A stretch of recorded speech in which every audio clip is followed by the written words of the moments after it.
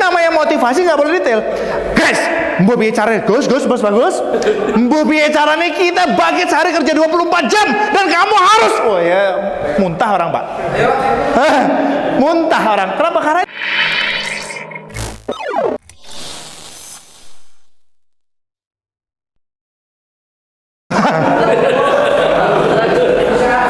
bagus, bentar. Ini saya serius. Kadang perintah itu gini. Saya kasih satu teori komunikasi tambahan. Gini, Pak. Perhatikan ya. Ini penting, tolong dicatat.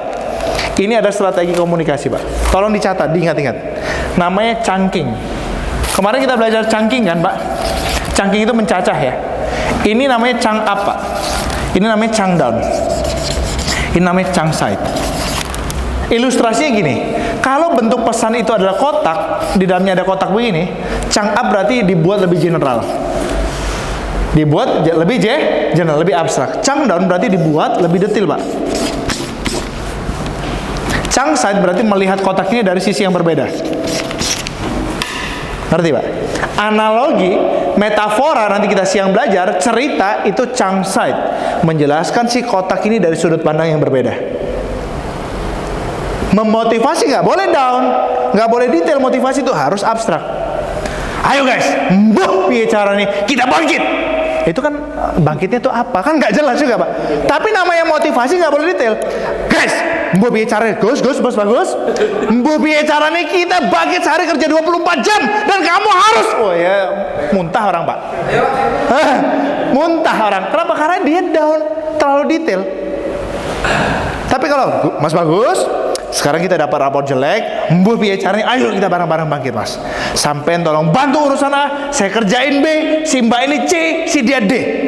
Sama-sama kita dapat nilai bagus, Mas. Setuju, Mas? Oh, gitu kan? Karena dia abstrak. Abstrak itu memotivasi, Pak. Detail itu isinya perintah. Nah, kayak gini tadi, kayak misalkan kayak kejadian barusan. Oke, saya butuh memperbaiki nilai. Nah, nilainya nilai kayak gimana? Nilai yang bagus. Bagus itu seperti apa? Detail dulu, Pak. Pesan karakter bagus itu apa? Oke. Apa, Pak, karakter bagus itu, Pak? TCH 95. 95, oke. Sekarang apa yang bisa dalam kendali Bapak dan tim supaya TCH-nya 95? Nilainya 95. Kalau di awal tanamnya harus baik. Oke. Tanamnya harus rapat. Sekarang udah tengah jalan. Di tengah jalan ini harus ngapain, Pak? Harus dirawat dengan baik. Dirawat dengan baik. Masih punya peluang merawat dengan baik? Ada dengan sedikit. Ada, oke. Bisa dikerjakan? Bisa. Ayo kita kerjakan dulu. Ayo kita kerjakan dulu, itu kan up. Kita nggak bisa ngapa-ngapain, tapi kita masih punya sisa waktu untuk memperbaikinya. Ya kan gitu, Pak? Bisa difahami ya, Pak? Bisa, Pak? Nah, tinggal naik ke atas atau turun ke bawah. Proses komunikasinya. Buat aturan main, Pak. Buat aturan main. Standarnya harus diperjelas. Karena Bapak sedang bekerja bukan dengan orang yang bisa memahami. Kan poinnya gini, kelas. 1 tepukan, 2 tepukan, 3 tepukan. Kan Bapak poinnya harus menjelaskan kotak ini kan, Pak. Kotak ini bentuknya di dalam kotak ada 4 kotak lagi. Yuk, gimana pun caranya ini harus terjemahkan dengan sudut pandang yang berbeda. Nggak bisa juga perumpamaan, didetailin, Pak. Setiap kotak ini harus diiris berapa kotak lagi. Udah. Saya sekarang 1 hari. Saya tak libur 2 hari, Pak. Oke.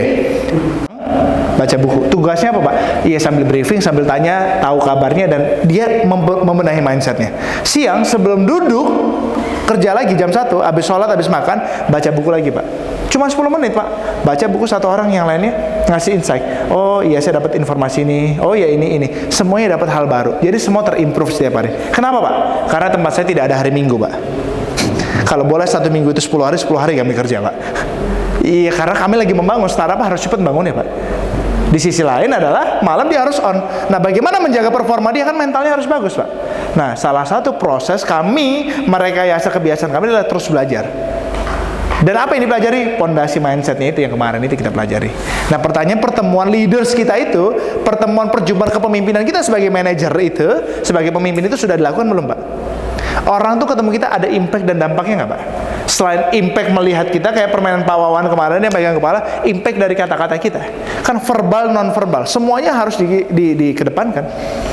Perilaku kita, kata-kata kita. Sudahkah Bapak Ibu stok buku di kantor? Poinnya kembali ke sini, Pak. Fokus pada apa yang bisa kita kendalikan dan berdampak pada orang lain. Apa yang kita kendalikan itu harus berfokus pada tujuan besarnya, concern. Paham ya, Pak? Kelas?